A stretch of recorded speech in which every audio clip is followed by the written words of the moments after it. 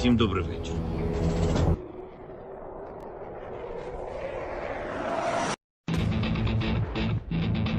On behalf of the brave, on behalf of every father and every mother who waits for freedom, on behalf of our warriors, and paves the way for a new history.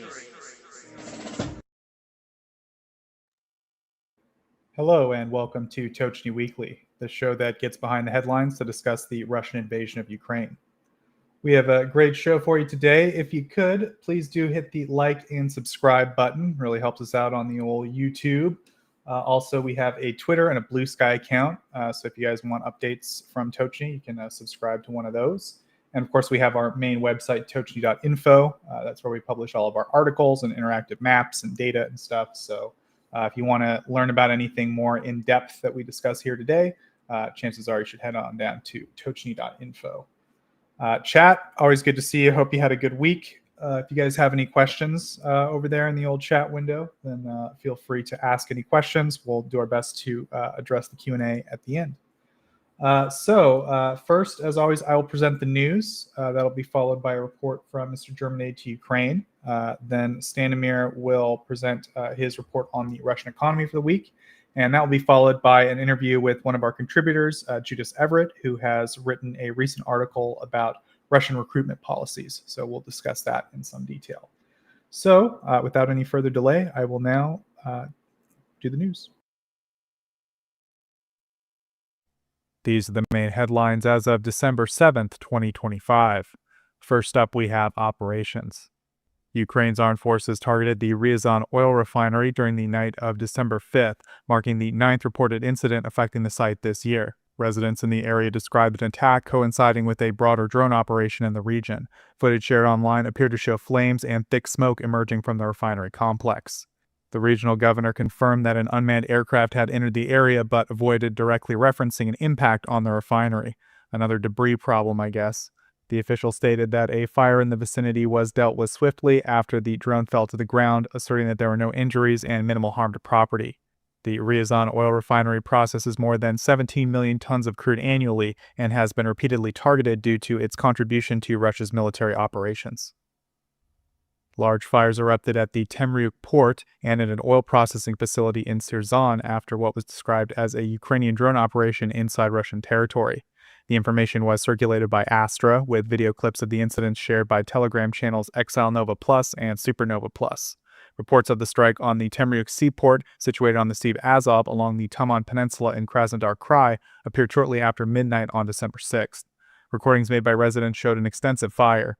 Local officials acknowledged that the site had come under attack and confirmed that parts of the port's infrastructure were damaged.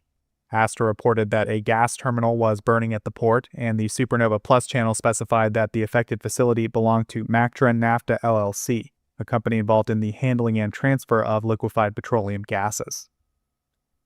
A portion of the Druzhba pipeline inside Russia, which transports Russian crude oil to several European states and contributes financial resources to Moscow's war effort, was targeted by a Ukrainian strike. The strike occurred during the first night of December near the settlement of Kazynskie Veselki in the Tambov region, along the Taganrog to Lipetsk branch of the system. A source within military intelligence stated to RBC Ukraine that charges capable of being triggered remotely were employed along with materials intended to intensify ignition, resulting in heightened destruction. Residents posting on local social media platforms described hearing a loud blast in the Kazynskie Veselki area and noted vivid flashes that accompanied the incident. Up next, we have economy and aid. Poland and Norway will be joining Germany to deliver a joint assistance package for Ukraine valued at $500 million, with Poland and Norway contributing $300 million. The German Foreign Affairs chief stated that the federal government considers it significant to cooperate with partners like Poland and Norway to assemble a major new round of aid. NATO foreign ministers convened in Brussels for a meeting on December 3rd. Denmark has given Ukraine formal permission to set up defense manufacturing on Danish soil, marking the first instance of such an authorization within NATO. A new facility will be constructed in the southern town of Vojens, where Ukrainian firm Firepoint is planning to build a plant dedicated to producing rocket propellant. A symbolic event was held at the construction area, attended by the local mayor, Denmark's economy chief, and the head of Firepoint's Danish branch. The project is the result of agreements concluded earlier this year between the two governments to enable the Ukrainian military to create production sites within Europe. The plant will sit close to the Skridstrup Air Base, sorry Danes, which will add layers of security and logistical advantages. The installation will manufacture solid propellant for military purposes, an essential resource for several Ukrainian missile platforms. Positioning the facility in Denmark reduces the vulnerability of the supply chain to potential strikes against Ukrainian infrastructure, ensuring the reliable output of key materials. The current schedule foresees the factory beginning operations in 2026, once construction and certification are finished. Ireland will provide Ukraine with an additional 125 million euros, most of which will go toward non-lethal military aid amounting to 100 million. The announcement was made by Ireland's head of government during President Volodymyr Zelensky's official visit. He said it was significant to receive Ukraine's leader at a time when the country faces severe pressure and described Ukraine's resolve as noteworthy. The initiative builds on a cooperation agreement signed in Kyiv on September 4th of 2024 and outlines measures designed to expand ties in several areas. The plan covers political and security collaboration, assistance with recovery and rebuilding, partnerships in education and innovation, economic cooperation, including the creation of a bilateral economic forum, and joint cultural projects. Up next, we have international relations. On December 3rd, the European Commission placed Russia on its registry of states considered to present a heightened danger for illicit financial flows and activities linked to extremist causes. The announcement appeared in a formal release from the Commission's press office. The EU's Financial Services Commissioner stated that as part of routine efforts to safeguard the bloc's financial stability, Russia was added to the list of jurisdictions with systemic shortcomings in their ability to prevent dirty money operations and funding channels tied to violent radical groups. Institutions operating under EU financial compliance rules will now be required to apply stricter scrutiny to dealings connected with such countries. According to the Commission, a technical review determined that Russia fulfills all the conditions needed for designation as a high-risk third nation. The press office noted that in July, the Commission approved rules mandating a year-end evaluation of countries not covered by the Financial Action Task Force list. The measure will come into effect within 2 months, provided the European Parliament and the EU Council raise no objections. Ukraine's parliament has approved the 2026 state budget, with 257 lawmakers backing the legislation during the Wednesday session. The Prime Minister said that the 2026 budget establishes the financial framework for the country and secures foreign assistance for the years ahead, including resources tied to the new IMF program running through 2029. She said that all state revenue will be directed toward the defense forces, covering benefits for service members and their families, bolstering air defenses, and expanding domestic weapons production. Military spending is set at 2.8 trillion hryvnias, representing nearly 60% of all total outlays. Education and healthcare spending were also increased.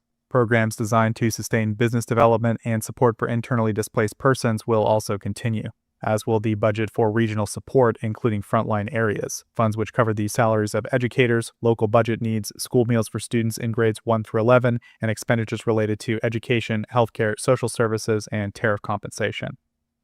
Russian state media reported that on December 2nd, Russia's leader met in Moscow with the United States Special Envoy Steve Witkoff to explore whether Ukraine might yield parts of its territory. According to the Kremlin, the talks have yet produced no mutual understanding on the point. A Kremlin advisor who took part in the discussion said that multiple conceptual frameworks for ending the war were presented and discussed, but produced no settlement after around 5 hours. He stated that there's no unified proposal that is currently acceptable to all sides. Some ideas were brought by the U.S. delegation, which were described as tolerable for Russia, while others were rejected. He added that the exchange was centered on the general positions rather than concrete terms or binding steps, and he claimed that both sides believed that there could be room for cooperation, but did not clarify what form that might take. And last item this week, the UN General Assembly has adopted a measure instructing Russia to immediately return Ukrainian minors taken from the country since the start of the full-scale invasion, with 91 nations supporting the decision. Ukrainian authorities believe that the number of affected children exceeds 20,000, although an exact figure remains uncertain due to gaps in Russia's reporting. The resolution denounces not only the removal of children from Ukrainian territory, but also actions aimed at reshaping their identities, assigning them Russian citizenship, and distancing them from their homeland. Since 2022, large numbers of Ukrainian children have been sent to Russia. In March of 2023, the International Criminal Court issued warrants for Russia's president and the country's Children's Rights Commissioner, accusing them of responsibility for the transfers. The document adopted by the General Assembly recognizes that the dispute over the removal of Ukrainian minors is now the subject of international legal action. It supports the work of a global coalition focused on returning the children and highlights the need for proper recovery efforts once they come home, including medical care, psychological assistance, and continued schooling. The vote took place on December 3rd during the 11th emergency session addressing Russia's campaign in Ukraine. Along with 91 votes in favor, 12 countries opposed the resolution. Russia, Belarus, Iran, North Korea, Nicaragua, Cuba, Eritrea, Sudan, Niger, Burkina Faso, Burundi, and Mali. 57 nations abstained, among them China, India, Brazil, and several Central Asian states. 30 countries did not participate, including South Korea, Turkey, Serbia, and Azerbaijan. The resolution states that moving Ukrainian children out of occupied areas breaches the 1949 Geneva Conventions, which prohibit the transferring of protected civilians from occupied territories. It also rebukes Russian laws and administrative procedures introduced after 2022 that simplify granting Russian citizenship to Ukrainian minors, particularly those without parents or guardians. And that's it for the main items this week. We will now move to the next segment.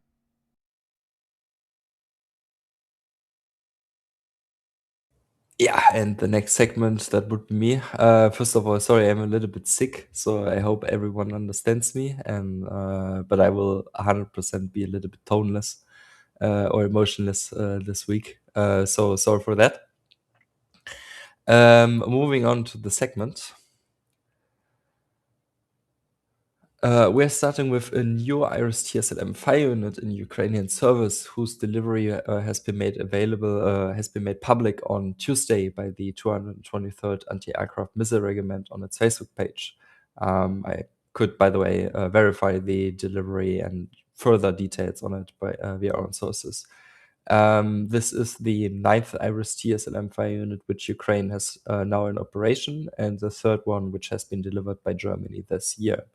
The 223rd Anti-Aircraft Missile Regiment also announced during the first days of operation in Ukraine, the newly delivered fire unit had already intercepted 9 Russian targets, naming 5 Kh-101 cruise missiles, 2 Iskander-K cruise missiles, and 2 Shahed 131 or 136 loitering munitions.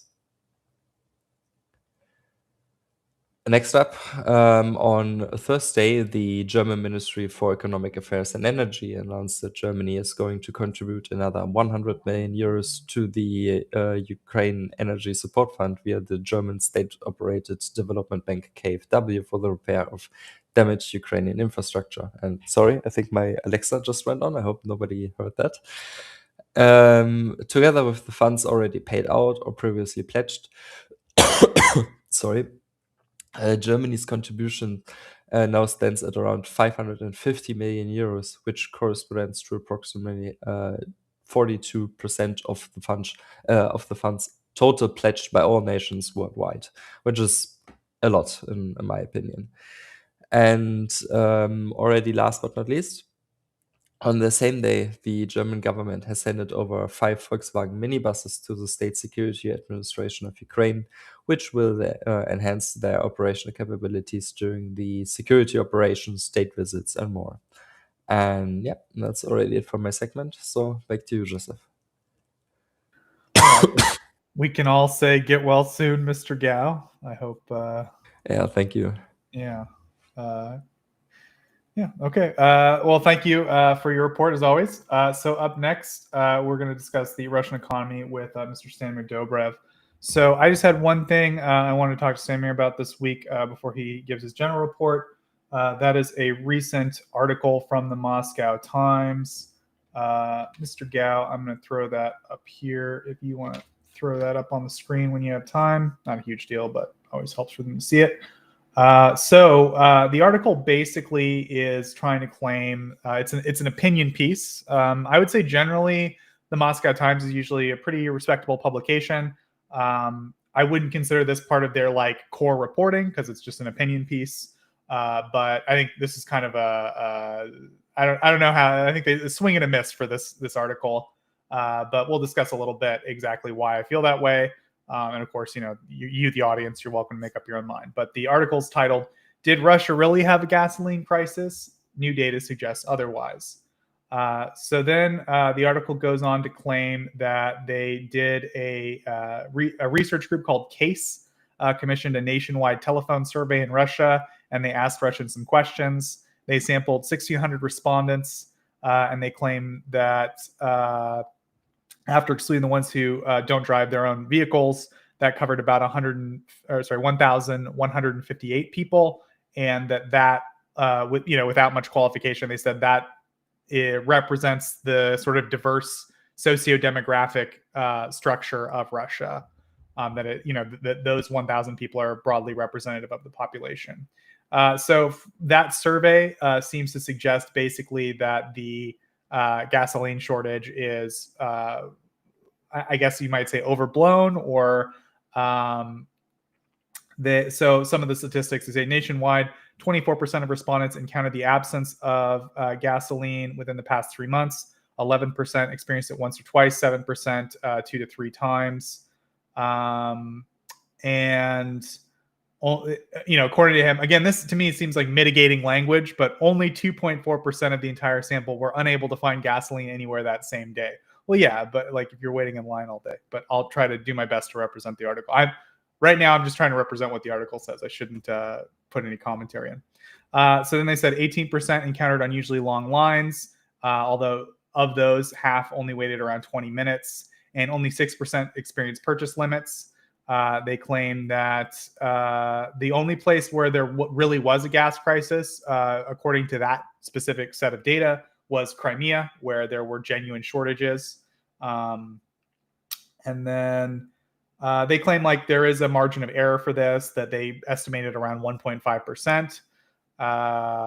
And that basically, they go over the demographics a little bit, but I think the general point, the final point of the article is that there was this big media, hubbub about this fuel shortage in Russia, and the person who wrote this article is arguing that the Ukrainian strikes didn't cause a fuel shortage in Russia, that the fuel shortages in Russia were quite small, due to kind of general supply issues, not like, the strikes in particular. Obviously, they contributed, but it was more of a general supply issue, and that it was a mainly seasonally driven phenomenon that would be corrected, by the drop in demand over the winter season, and that he's claiming that's sort of borne out.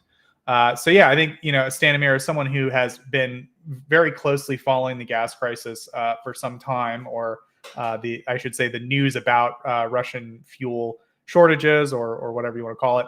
I just wanted to know like your opinion on this article, on the data that's used, and like your general thoughts about it. As I kind of said before, my personal opinion is this study doesn't seem that definitive to me. It seems like there's maybe some cherry picking of data going on to try to understate the true nature of the situation. I think it's pretty obvious to anyone who has, even the Russians themselves claim that oil production's gone down by at least 30%, probably 40%. I don't know. It seems to me that this kind of flies in the face of kind of logic, and that this guy is kind of trying to mitigate something that did happen. But Stanimir, I'll let you just discuss your opinions on it. Yeah, for starters, it was a big deal because we had the leader of the Russian opposition mention it. Well, not the royal Russian opposition, the domesticated opposition that Putin keeps in the Duma to make to keep appearances of an opposition, addressed that there needs to be defenses at the refineries because they're being hit, and that's why there is a shortage. We had multiple governors actually ask the Russian prime minister for gasoline. I think the last case was in Zabaikalsky Krai, if I'm not mistaken. The government asked specifically for gasoline in an open letter not an open letter, but a direct letter to the Russian prime minister. We also had surveys done by other organizations. For example, Gazeta.ru, which is not a small publication, did a survey of, I think, 1,600 Russian motorists, and 74% noticed increase in the prices since August, and 90% expected further increases, with 50% expecting a lot higher prices. We also got news that, again, in the survey, that 40% changed their purchasing habits when it comes to gasoline, with 13.2% stopping using their cars altogether. So it wasn't just the shortage; it was the shortage plus high prices plus the inability to find certain types of gasoline which were for your car exactly. And for example, the shortage also hit wholesale purchasers like the transportation industry and the Russian agricultural industry. So I don't think only 2.4% noticed it. I think it was noticed all over Russia. I don't think the data we have so far in terms of just how many areas have had problems matches that lower percentage. And also we had the Q3 analysis of what are the anxieties of Russians, which is something they do every quarter. And the top priority for the top anxiety for people, let's say in Novosibirsk, was the one I looked at, was gasoline shortages for the third quarter. So that was a huge issue for them. And for the places where you didn't have gasoline, they had local surveys that matched what we saw from the Gazeta.ru survey. For example, Nizhny Novgorod region had similar data published on the shortages of gasoline. So for me, I need to look at the data they have in terms of their survey. But when it comes to how widely it was reported and how it continued to be reported and how they changed their production standards for gasoline, they started importing more, and they even banned independent sites from publishing daily gasoline price comparisons and forced them to publish Rostat data. It was a big deal, and it continues to be a big deal. This week we had issues with several regions in the Buryatia, the Republic of Buryatia, and also Komi had an entire town which ran out of gasoline with its only gas station, which is hard for them because they're in the Arctic Circle practically. So yeah, it wasn't a small thing. Yeah, I think I guess my final thoughts on it are that this is an isolated data set. I personally don't know much about the case project. It seems like they're reasonably competent statisticians. I don't think anything they asked was out of the ordinary, but it's a very limited or narrow data set compared to I think what Stanimir has compiled over time. Just give me a moment, guys.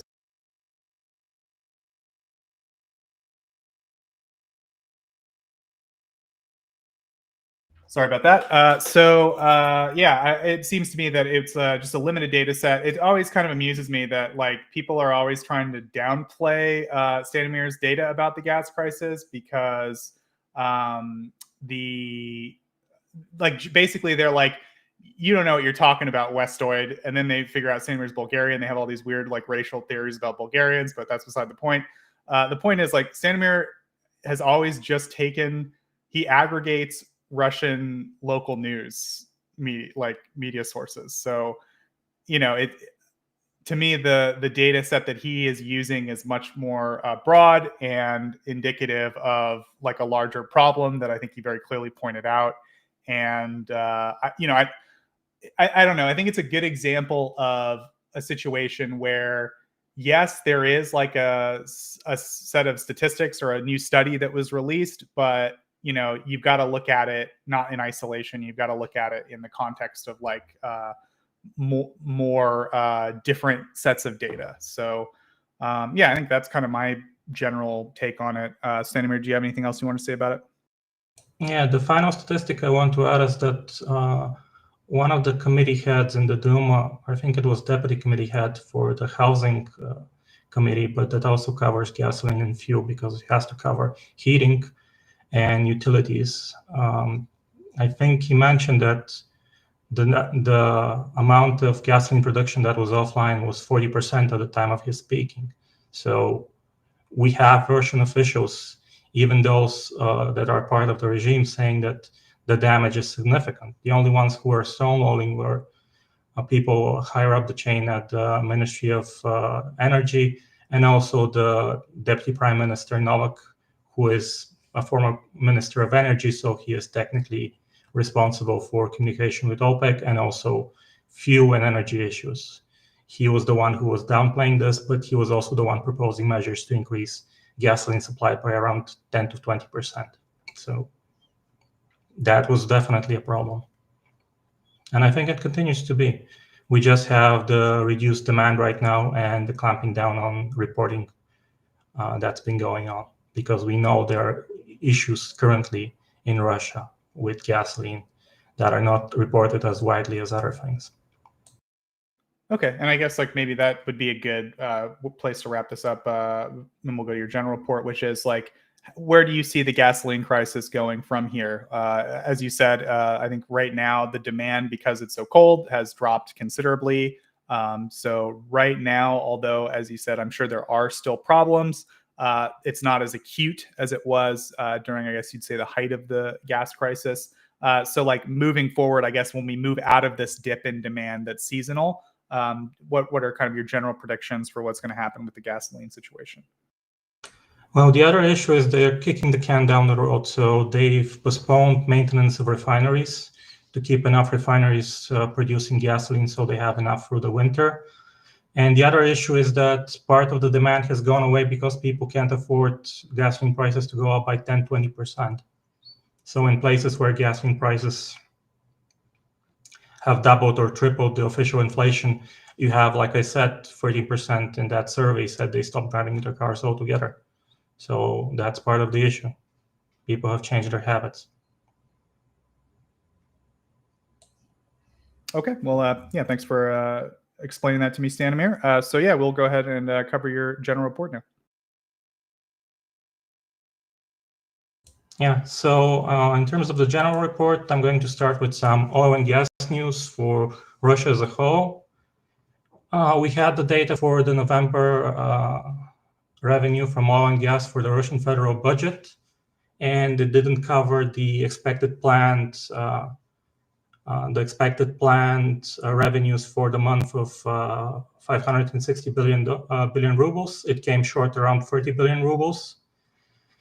When it comes to the previous year, it's actually 44% lower than in November 2024.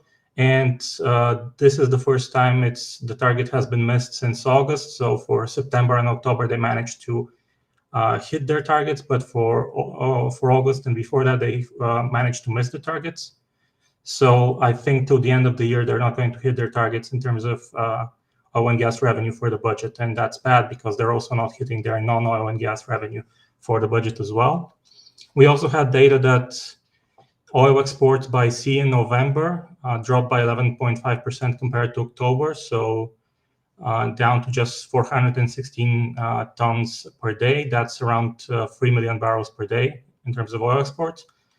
And also we have data that the Russian price of oil dropped significantly, especially for Ural oil, which is used for calculating all taxes. Compared to October, it dropped by 16.4% to $44.87 per barrel, which is down from the $53.68 per barrel in October. And since January, it's dropped by almost 30%. And this is significant because coupled with the strong ruble, they're going to get a lot less budget revenue in terms of oil and gas taxes for December when they're calculated based on the results of November. We also had stories on the banning of Snapchat and FaceTime in Russia. And also they threatened WhatsApp with another ban. I think they're hesitant to ban WhatsApp until Russians switch to another messenger. There's roughly around 84 million users of WhatsApp in Russia. And I think it's either the largest messenger in Russia or the second largest after Telegram, which is why they're hesitant to outright block it, even though the parent company of WhatsApp has been declared an undesirable organization in Russia. And also in similar news, they're going to require SIM cards to be produced in Russia and using Russian software. So that's a big problem for Russian companies because they use imported SIM cards and software that is cheaper than Russian ones and significantly that. So usually Chinese imported SIM cards.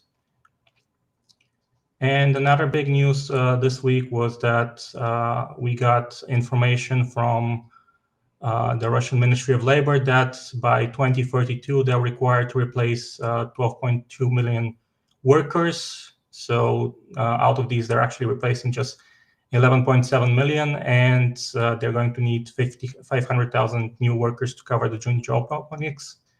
The problem with this is that what's coming right now are the 2000s in terms of the cohorts that are entering the work market, the job market. And the problem is that these are much lower than the amount of people that are going to be retiring and need to be replaced over the next few years. So we're talking about something like 400 to 500,000 less live births than the number of people that have to be replaced, even if they don't include the casualties from the war, which can't be replaced easily because of the low unemployment rate and the lack of labor free to be used in Russia as a whole.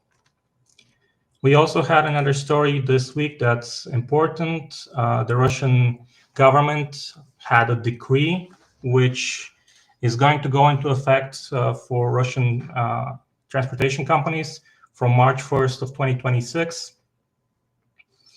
Basically, the FSB is shifting the responsibility on who has to inspect cargo to the freight companies. So they'll be required to open cargo containers to verify that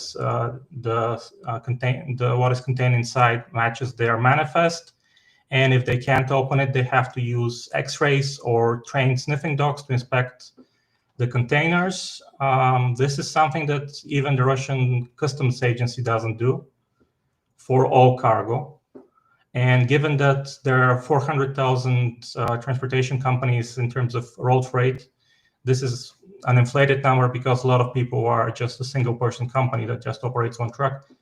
But essentially, if the industry has to comply with this requirement, they're just going to shut down as a whole because it's impossible to comply and impossible to bring X-rays or to unload cargo and check it at the point of delivery or at the point of picking up the cargo. You can't go to a warehouse from your supplier and take out a dog, take out a giant X-ray machine and start inspecting the cargo. That's just not feasible for the entire industry as a whole. And even for the big companies, it's not a feasible arrangement. And we also had another interesting story, which was on the collapse of the Russian industry in November. So civilian industry is around 5% lower than its level from December 2024. And in terms of demand, we're talking about returning to the 2008, 2009 years. This is despite the 3% boost in October that industrial output got.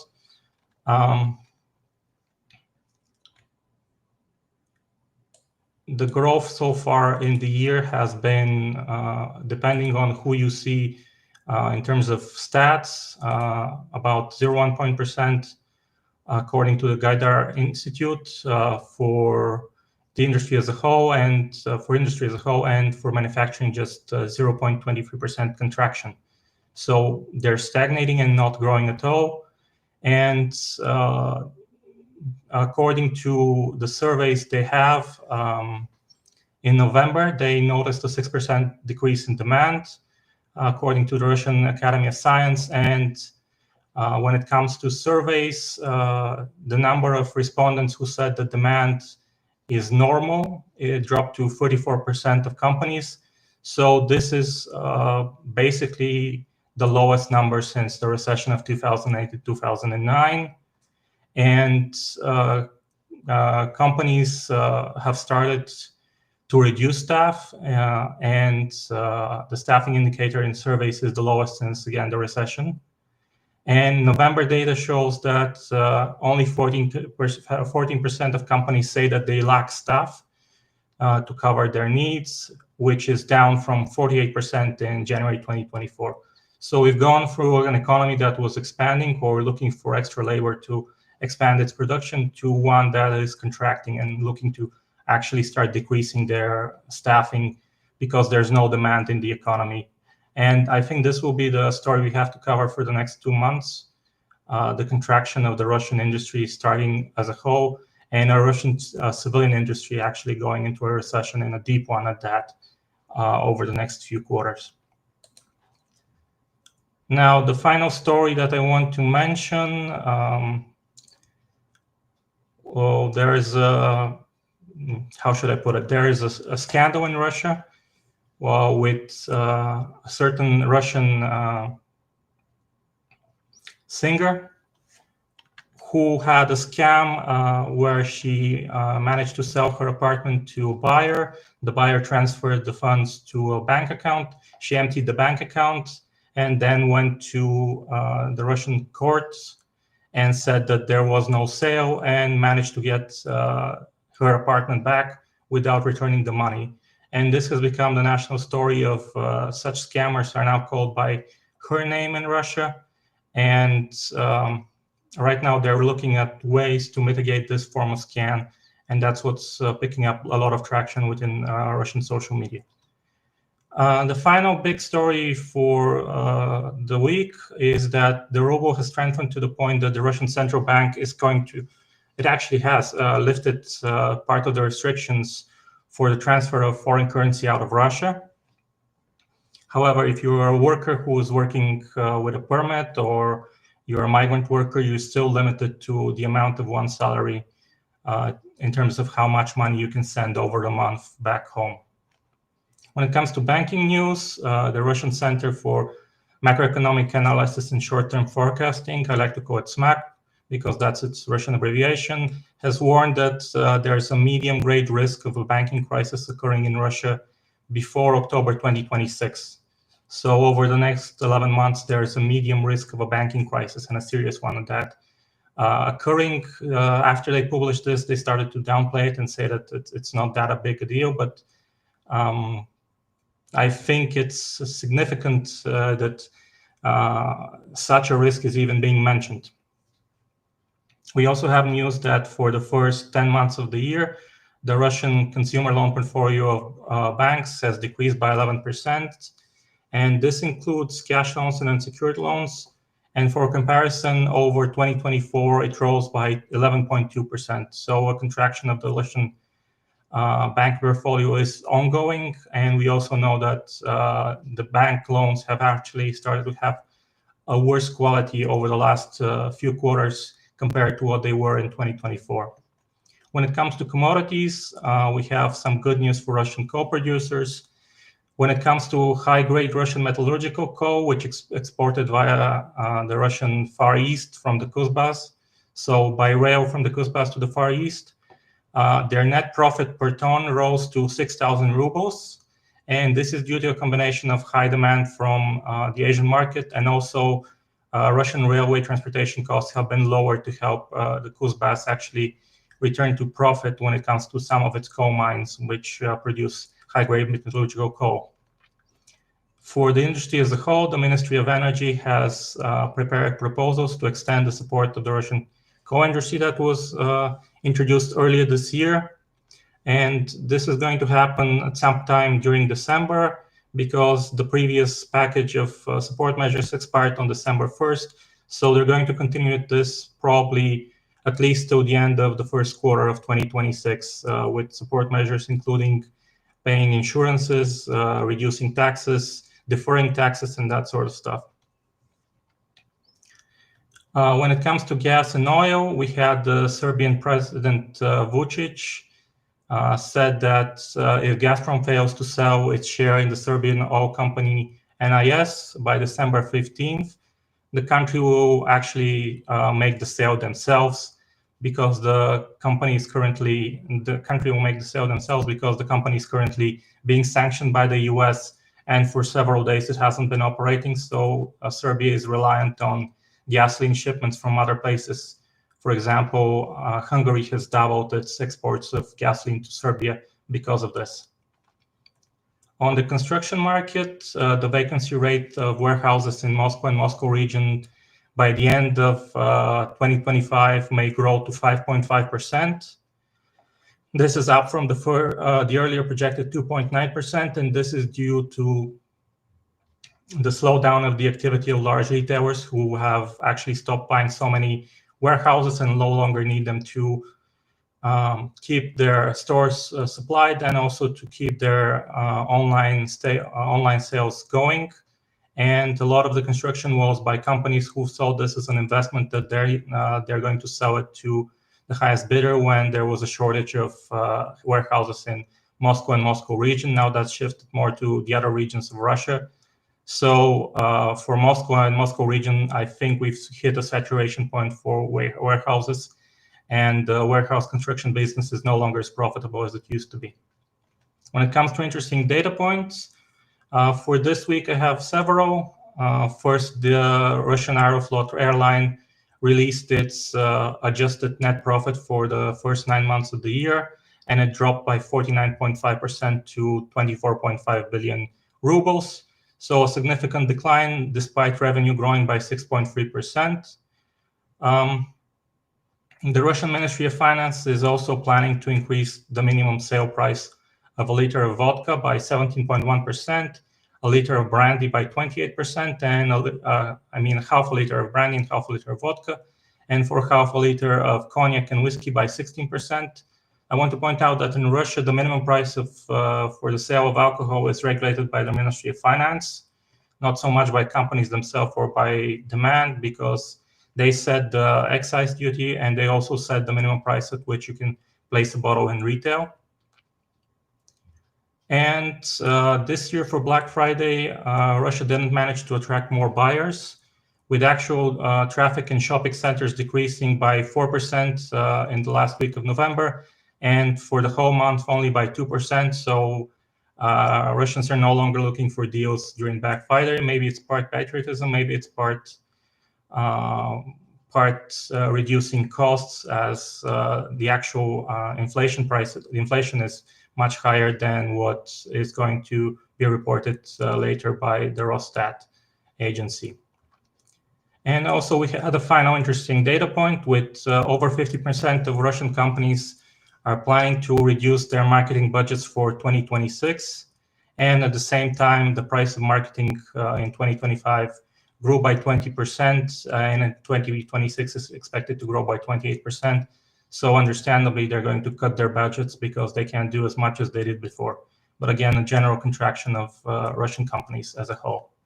When it comes to inflation and debt, we had the official Rosstat data for the period from the 25th of November to December 1st.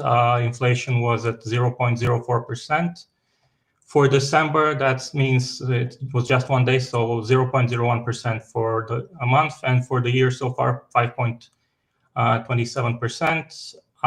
It seems that by the end of the year, I think Russia is going to hit around 6% official inflation, maybe a bit more. This, however, is because several times they have reduced inflation by not covering the gasoline prices, and also by reducing the inflation in, I think it was October, by from 0.84 to 0.5, because they said the price of trips abroad was much lower, which I have no idea how is going to impact Russian inflation as a whole, but that's what they said. And they had 4 auctions this week. The first one was for a 10 billion yuan debt.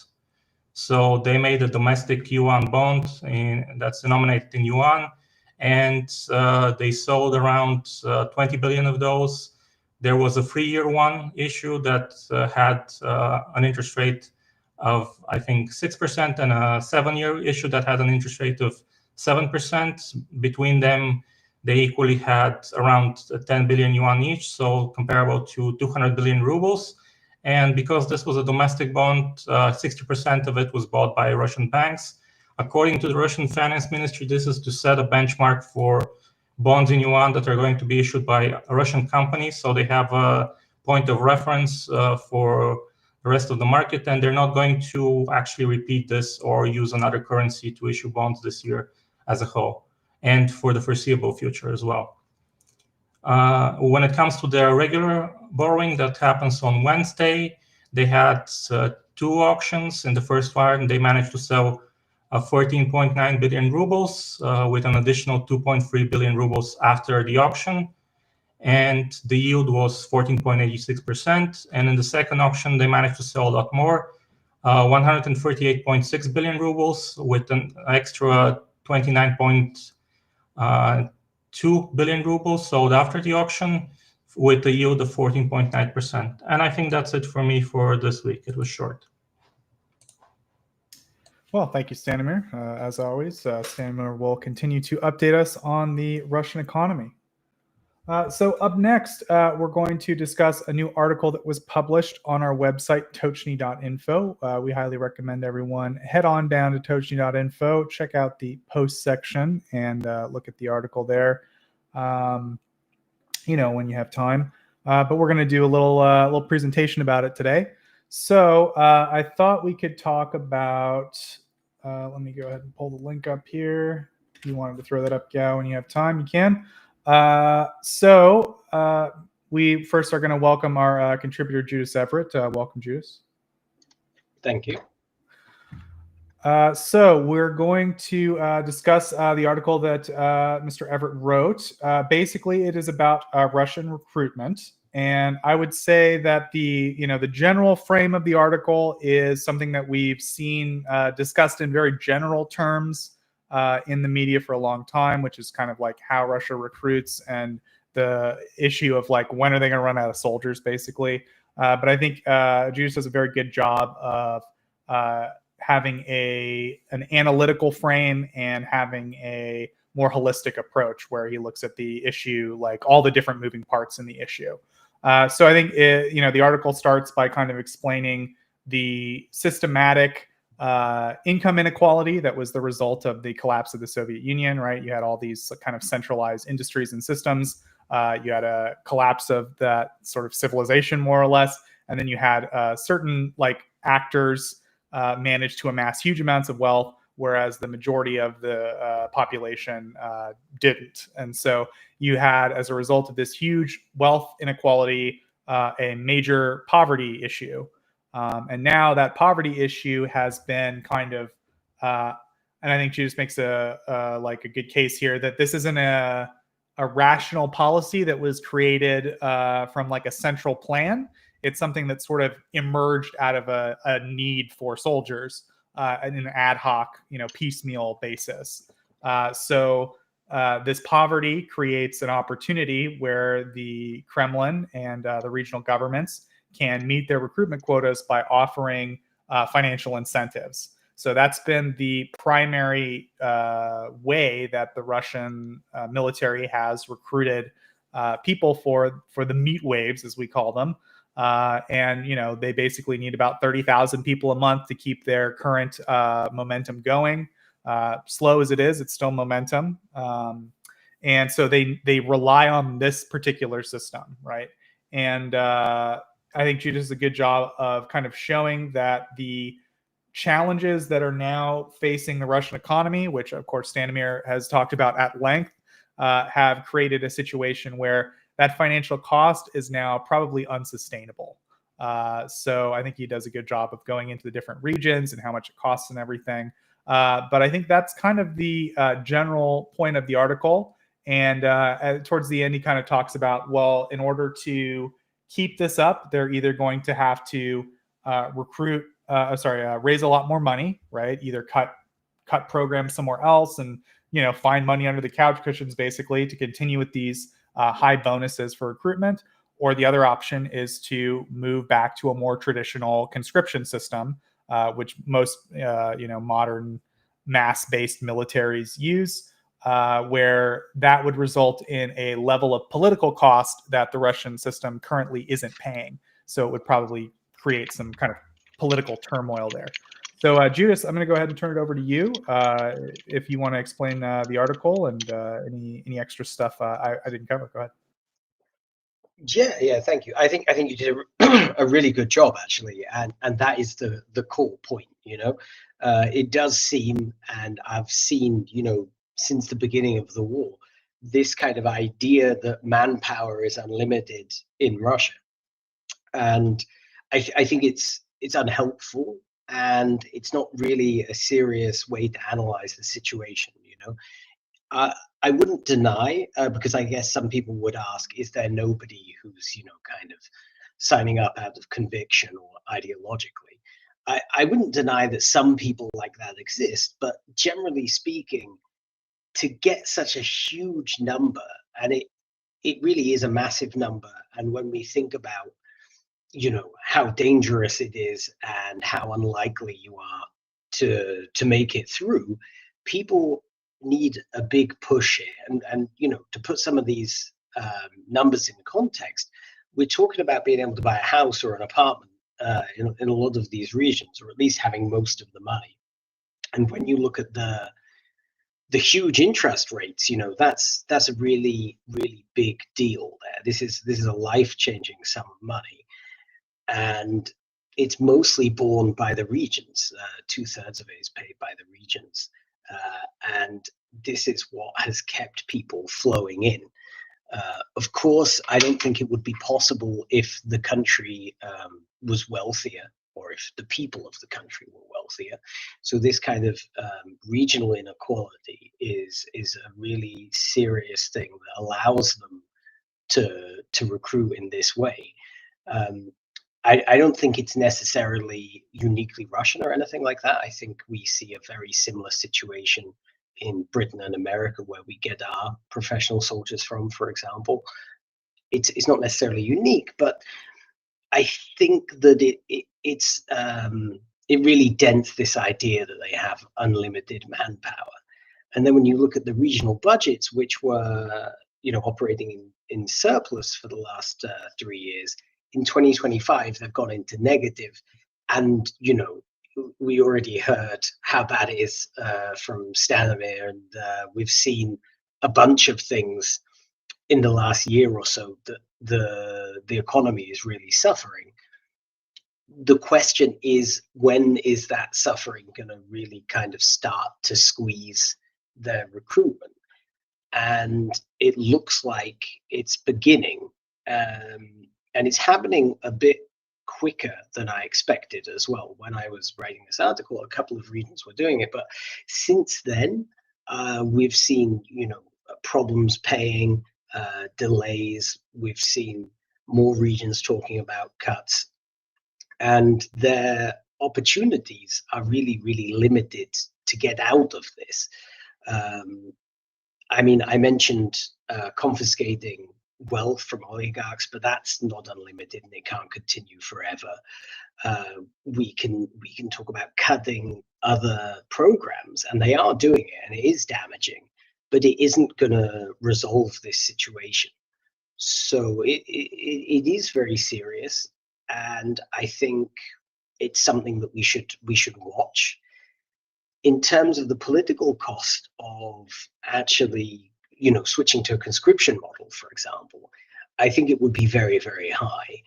The fact that the experience from Chechnya and Afghanistan was so negative, and the way that people look at conscription today is unbelievably negative.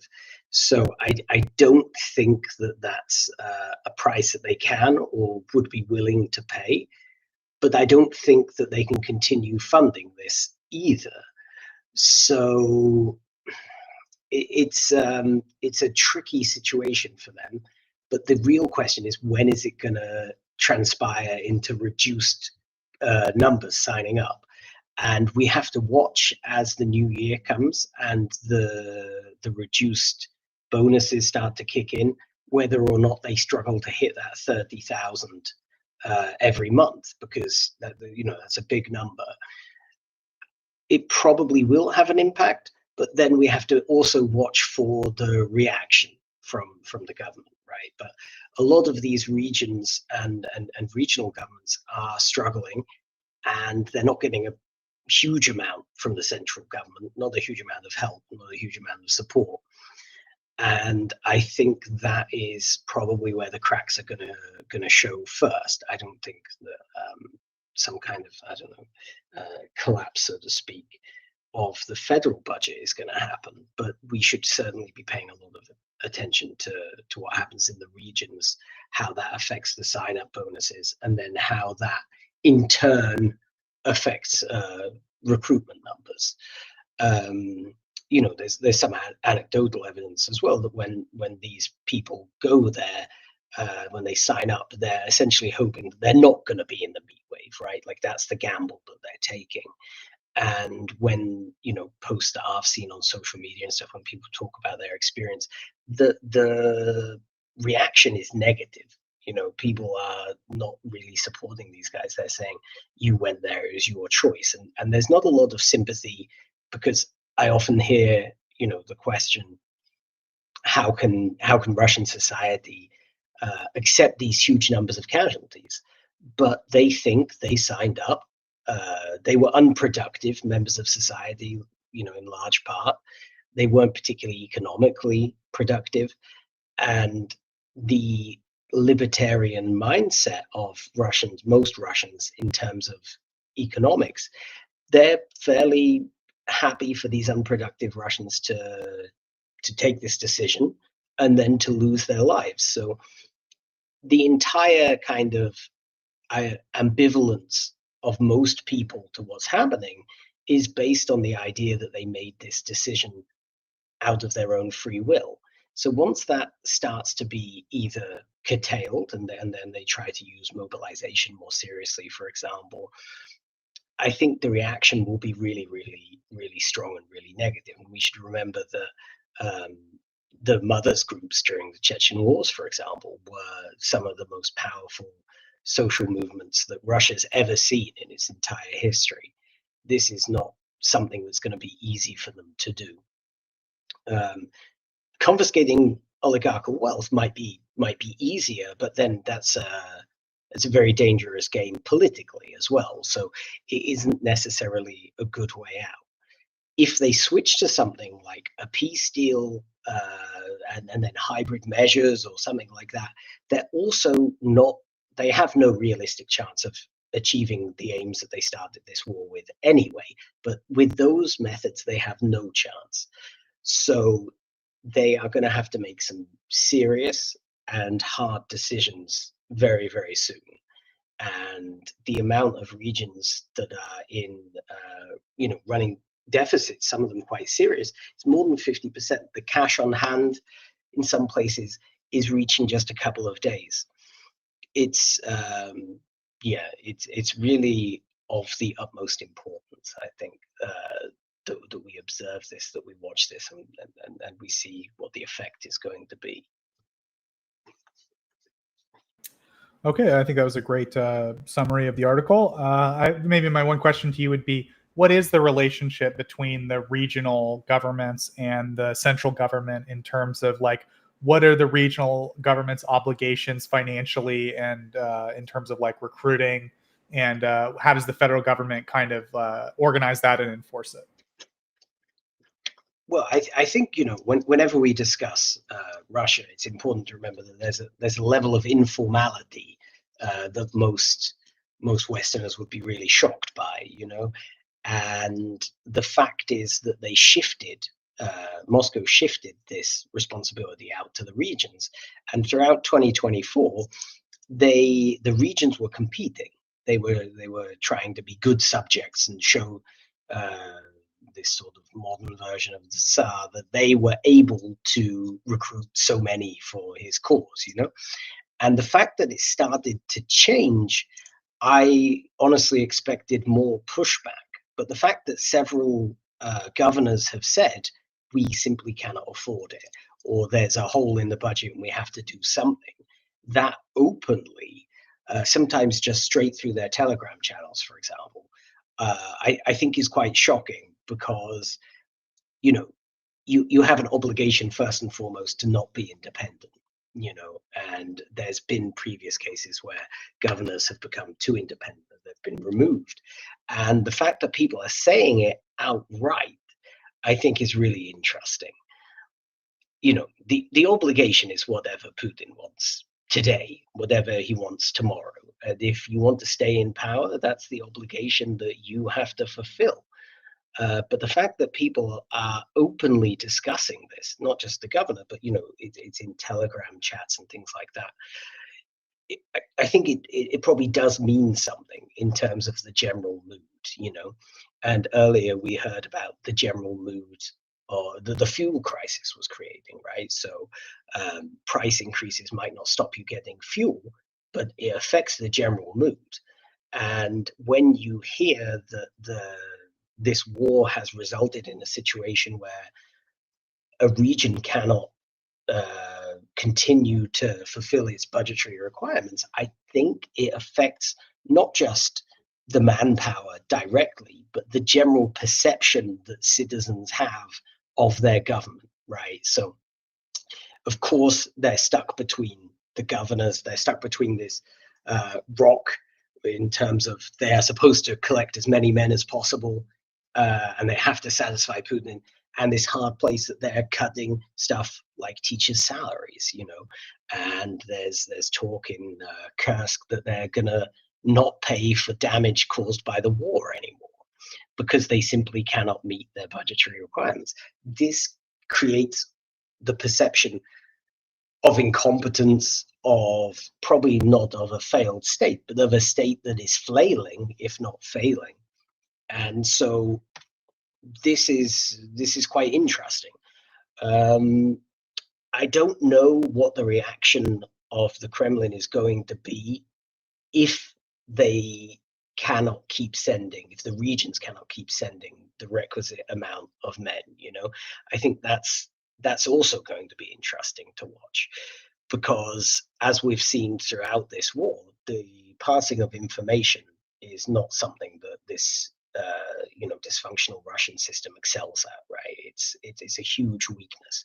So I presume they're aware that there's budgetary constraints, but they might not be particularly sympathetic to the people running those regions, and they might not be particularly sympathetic with kind of the help that they provide either. But there's no sign, much like the peace negotiations, there's no sign of them compromising, and reality has to bite at some point, right? It doesn't go away just because you ignore it. Yeah, I think your kind of final conclusion, or what I should say, one of your conclusions, is that probably the most favorable strategic move for Russia, if they were acting purely rationally, would be to freeze the conflict. That would give them maybe an opportunity to sort their economy out and then continue at a later time. But as you have said, and I think as everyone has seen, Russia just seems completely, and Putin in particular, but I would say Russia generally, completely unwilling to abandon their maximalist war aims. They want to take, at a bare minimum, all those regions that they keep talking about, but probably more likely they want some kind of regime change in Ukraine or a complete annexation of Ukraine. So it seems very unlikely that they will pursue the most rational option, and instead they're probably going to continue with this ad hoc piecemeal system that they've created and just kind of try to stumble through. And I don't know. I think your article is a good example of the Russian system in action. Go ahead. Yeah, no, I totally agree. I think it is a little cross section of how a lot of these things come together, and the information simply isn't either being passed or respected, or they think it's going to be fine. I mean, we can talk about how today the most logical explanation for their behavior is simply that they don't take this stuff seriously until it's a full-blown crisis. I think we can think about that as a plausible explanation. But if we were talking about the most rational, road forward, for them it would have been to take one of these Trump peace deals and hope that sanctions were released and eased up, at least, if not completely taken away, and try to rebuild the economy and the military. But they obviously don't want to do that. They could have done that 2 or 3 years ago, and they wouldn't have lost this amount of men. They wouldn't have lost this amount of equipment. So I don't think we should be, expecting or hoping or even considering particularly possible the idea that they're going to do the most rational thing, because the most rational thing is something they could have done 2.5 years ago with no real cost. If they're thinking that they can not manage regime change, but they can get some kind of, I don't know, framework from Trump or something talking about security, that over the European heads isn't really going to matter, because Europe still has a say in its own security. So they're not going to be able to get, the maximalist kind of demands in terms of the vision they had of the war, but they also aren't going to be able to substitute that for a little bit more territory. So the core problem, as you said, is the system doesn't seem to be able to facilitate reality being part of the decision-making process. And I don't see any way that's going to change in the next 6 months, So perhaps some sort of economic crisis plus massive deficits in the regions might be the thing that prompts them to take a pause, but reality still isn't really in the chat with us, Yeah, I think this is a great example, and I find myself often, like, Stanimir will mention to me that there's like a certain economic policy or political policy in Russia, and I'll try to come up with like a rational explanation, which is, I think, what happens a lot with Western experts with Russia. They kind of do a lot of the water carrying for the Russians and say, oh, they're obviously doing this because they're playing 4D chess. But the reality, which Stanimir often points out to me, is like, no, this is just either governors trying to avoid responsibility, or someone's trying to pass responsibility on to someone else, or they're just not acknowledging, the problem, or so forth. Like, usually the answer is much more banal, and it's a product of this system of where accountability means if you're left holding the bag, like, you cause problems for yourself, right? So it's like a systemic avoidance of accountability. I think that kind of creates this problem.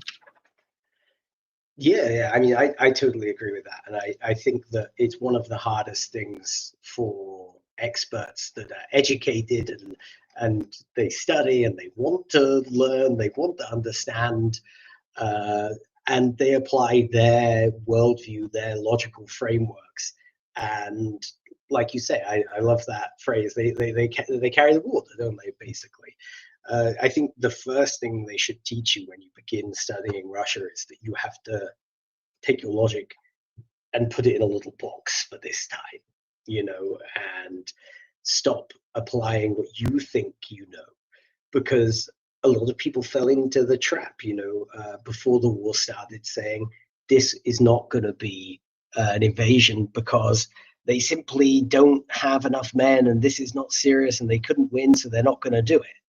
It's like, yeah, but we see, and we have seen throughout, these kind of logical considerations don't seem to be, they just don't seem to be the main factor anymore. And when you look at the number that they invaded Georgia with, for example, and you compare that to the balance, I think it was something like 8-1 or something like that they invaded with, their numerical advantage. And you compare it to what they tried to do in Ukraine, it was insane, So I don't think people should expect logic. And if after nearly 4 years people are still searching for the logic, they're going to have a really, really bad time. You're not going to find it. Essentially, they're going to keep doing this until it isn't possible anymore. It seems to me, based on the evidence, that there isn't a huge amount of running this recruitment model left. I don't think the recruitment model has got a lot of legs left. After that, it might not mean that they stop. They might take the cost on conscription, for example, but I think it would reduce the effectiveness. And we have much better military experts than me, but I think it would reduce the effectiveness of the Russian military even further. So all of these possible roads forward are bad, but when we're looking at them and we're considering them, we definitely shouldn't apply our logic.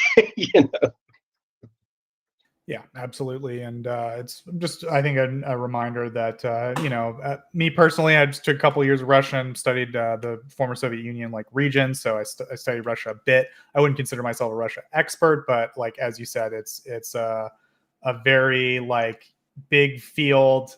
There's a lot to study and a lot of things to understand. And you have to kind of abandon a lot of your preconceived notions about how governments are supposed to work, how like society is supposed to work, and things like that. As like a Westerner, or as I assume someone from any other culture that's not Russian. So yeah, I think it's just a matter of like finding good experts on Russia, finding people who are able, like Stanimir and like yourself, who have spent the time to actually like read primary sources and like look at this at certain policies or problems more holistically, and trying to like put them in the context of that decision making system. And I think that's really important, because I think like a lot of the more sensationalist media, or I don't know if that's the right word, but like the mainstream media, I don't know what to call it, the media that's designed for mass consumption by non-experts. There's a lot of people sneaking in there who are relying on that crutch of just, what would we do in that situation? And it's very like digestible for people. It's very accessible, but it probably doesn't give you the whole picture. So I think it's just like a cautionary tale for consumers of news to try to go that one step deeper and get beyond that surface level coverage of these events, and try to get something more in depth, like your analysis or like Stanimir's analysis. Anything else you want to say about your article? No, not particularly. I think that's more or less everything. I agree with everything that you said. Like, there's this danger, because we consume so much information, there's this danger of sort of consuming a lot at a surface level, I think. So any chance to get a little bit deeper and sort of see something else, something kind of further, it is really beneficial. And I think leaving aside your own logic, your own worldview, it is very hard. It's not to say it's easy, but obviously the entire last 4 years has been deeply irrational, and I think that sometimes we lose sight of that when we get into kind of looking at these different sides of the peace negotiations, or logically what would you do and all this kind of stuff. I think humans are irrational, and we all have our own, but we also have our own versions of rationality, which we do have to put aside to understand someone else's irrationalities. Yeah, absolutely. Panel, did you guys have any questions?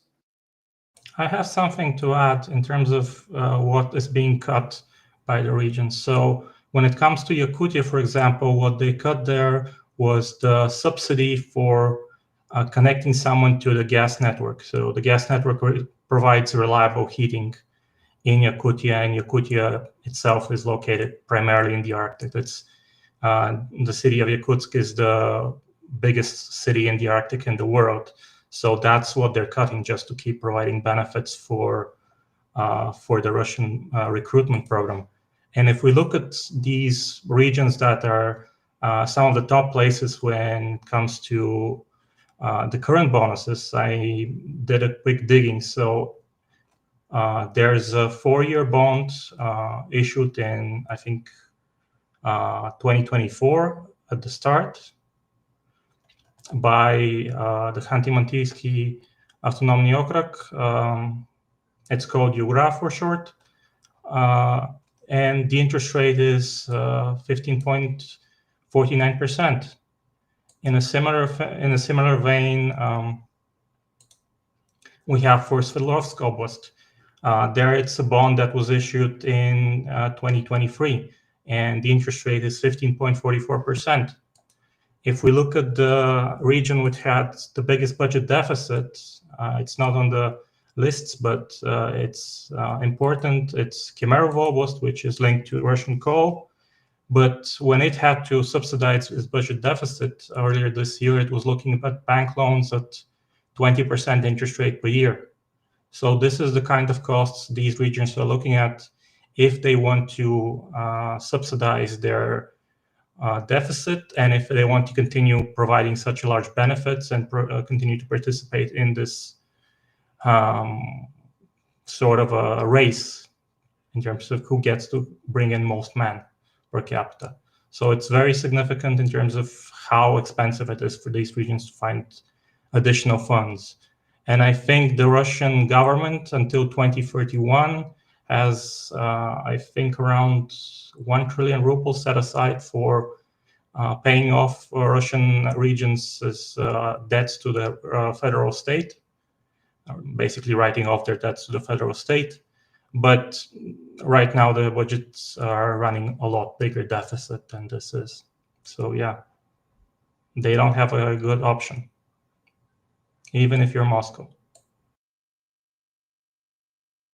Yeah, thanks, Stanimir. Cool. Anyone else have any questions about Judas's article? Okay, well, yeah, thank you very much, Judas, for coming to present your latest article. Everyone should check it out over at Tochnyi.info. It's the latest article there. We'll throw the link up in the chat at some point. Yeah, and thanks again, Judas.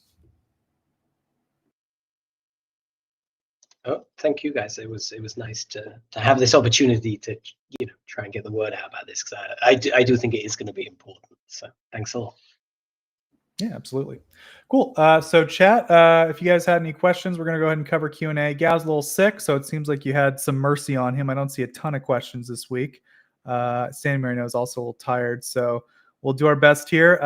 Stanimir, I think this is a question for you by One Grail. Any idea what kind of devaluation the ruble would equate to making the wages of Russia less successful in drawing in internationals? I assume he means like people coming into work. People can come to work right now in Russia. The problem right now for Russia is Russia. So they can have migrant labor from Tajikistan, Kyrgyzstan, Uzbekistan, not so much from Kazakhstan, but Turkmenistan. The problem is that they have a new policy that looks down on migrant workers and sees them as a problem. And it's caused the amount of foreigners that are working in Russia to be reduced. So now they're looking at visa.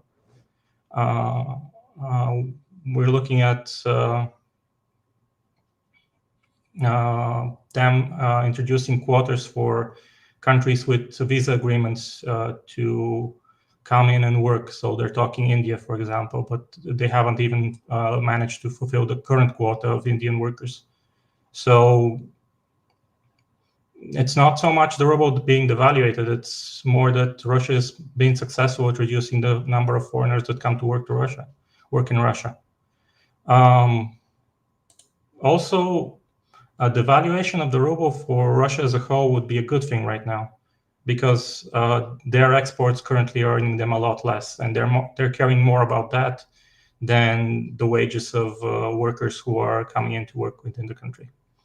They haven't really come to terms with the problem they're going to have with the shortage of labor, because as we know, the industry is stopping. So the other sectors of the economy are also slowing down. So they're now feeling less of a crunch for labor because simply there's not demand to cover that new production. And Stanimir, just like a quick note on the current strength of the ruble. My general understanding from talking to you is like right now the ruble is actually pretty strong. That's a combination of some structural kind of things that are happening with the Russian economy in general, and then in addition.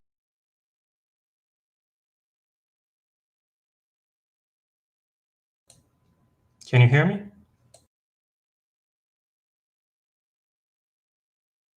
Yes, I can hear, but I think Joseph just disappeared. Okay. I'll wait for him to return. Yeah, he needs to reconnect. Yeah, well, I would ask you the same question, but I have no idea what he wanted to say. Oh, he's already back. Never mind. Joseph, can you hear us? Yeah. Did you want me to repeat the question? Please. Sorry, yeah, I just asked, in terms of the Russian ruble right now, it seems like, as far as I understood talking to you, the ruble is like unusually strong, or I guess it is holding up pretty well. And that seems to be a combination of like the structural things going on with the Russian economy, and also some reasonably competent policies to like keep the ruble strong. I think that maybe helps their markets a bit, but generally speaking, it doesn't really help most of their economic problems. It's kind of an isolated, statistic versus the rest of the economy. Would you say that's accurate, or like what's your opinion right now on the current strength of the ruble? Well, the current strength of the ruble is mostly due to a growth in exports and a decrease in imports. And in terms of imports, they're importing less things that would require foreign currency. They're doing some of the things within Russian currency. So they've managed to reduce the slip of the ruble significantly.